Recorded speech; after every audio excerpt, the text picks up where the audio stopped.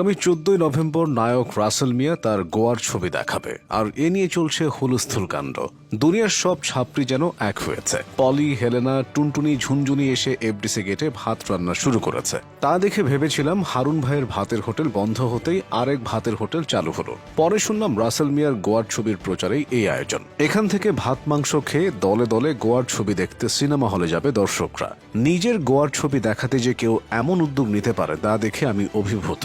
ও রাসেল মিয়াকে চিনেছেন তো? ওই যে পাপ মুক্ত সিনেমার নায়ক, যে আবেগের ঠেলায় বলেছিল তার ছবি দেখলে অজু নষ্ট হবে না। তখন যদি এখনকার তৌহিদি জনতা থাকতো তাইলে হয়তো ওসমান হাদির মতো তার শ্যাডো ম্যাডো ছিঁড়ে ফেলতো। কিন্তু আমার প্রশ্ন হলো, এবার তার সিনেমা দেখলে কাপড় নষ্ট হবে না সেটা প্রমাণ করতেই কি ভাত মাংস খাওয়াচ্ছে? কিন্তু মাংস কইরে ভাই, খালি দেখি ঝোল আর ঝোল, মাঝে মাঝে দু একটা মাংস।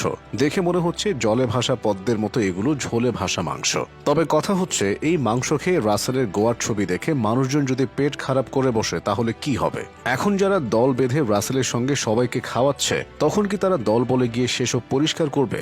দেখলাম চাকরিজীবী লীগের নেত্রী হেলেনা জাহাঙ্গীর সেখানে সব বকরি নিয়ে হাজির হয়েছে। এক বকরিকে বলতে শুনলাম হেলেনা জাহাঙ্গীর কাজ করে মানুষের হৃৎপিণ্ডে ঢুকতে চায়। এ কেমন আতঙ্কের কথা রে ভাই! এমনিতে আজকাল হুটহাট হৃদরোগের মৃত্যুর সংখ্যা বেড়েছে, তার মধ্যে ওই রকম একটা দূষিত জিনিস হৃৎপিণ্ডে যদি ঢোকে তাইলে একটা দুইটা ব্লক ধরা পড়েই থামবে না, সোজা দুনিয়া থেকে ব্লক হয়ে যাবে। কথায় আছে, জাতে জাত চেনে আর অজাতে চেনে কচু। রাসেল মিয়া আর তার ছাত্রী সমাজ দেখে তাই মনে হচ্ছে এই হেলেনা জাহাঙ্গীর এতদিন শেখ হাসিনাকে তেল দিত, এবার রাসেল মিয়াকে মালিশ দিচ্ছে। প্রতিভার দিক থেকে তিনি আবার মাহফুজ স্যারকেও ছাড়িয়ে গেছে।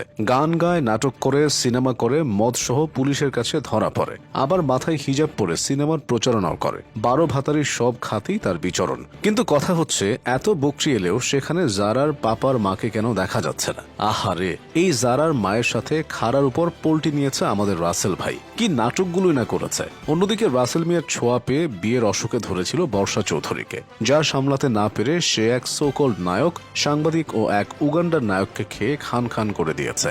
ভাইরে, কিছু মানুষ আছে যাদের নাটক দেখতে দেখতে ইউটিউবের নাটক আর দেখতে ইচ্ছা করে না। রাসেল মিয়া আর জারার মা সেরকমই দুজন। প্রকৃত অভিনেতা আমাদের রাসেল ভাই। ক্যামেরার সামনে যেমন নাটক করে, তার জীবনও তেমন নাটক সিনারিতে ভরপুর। তবে একটা জিনিস খেয়াল করেছেন, রাসেল মিয়া ও হিরো আলম দুজনে এখন বেডি মানুষ নিয়ে আছে। রিয়ামনি চলে যাওয়ার পর হিরো আলম এক গাদা বেডি মানুষ নিয়ে জড়াজড়ি করছে, আর রাসেল মিয়া এক গাদা বেডি মানুষকে এফডিসির সামনে রোদের মধ্যে রান্না বান্না করাচ্ছে। এটা কিন্তু দারুণ ব্যাপার। যারা নিজের বউকে ঠেলে রান্নাঘরে পাঠাতে পারে না, এসব দৃশ্য দেখে তাদের খুশি হওয়ার কথা। কিন্তু কোটি টাকার প্রশ্ন হচ্ছে, এর আগের সিনেমা দেখে অজু ভাঙবে না বলেছিল, এবার রাসেল মিয়ার গোয়ার ছবি দেখলে কি চালচালায় বেহেস্তে যাওয়া যাবে? সঠিক উত্তরদাতা পাবেন খেয়া কসমেটিক্সের পক্ষ থেকে গিফট বক্স।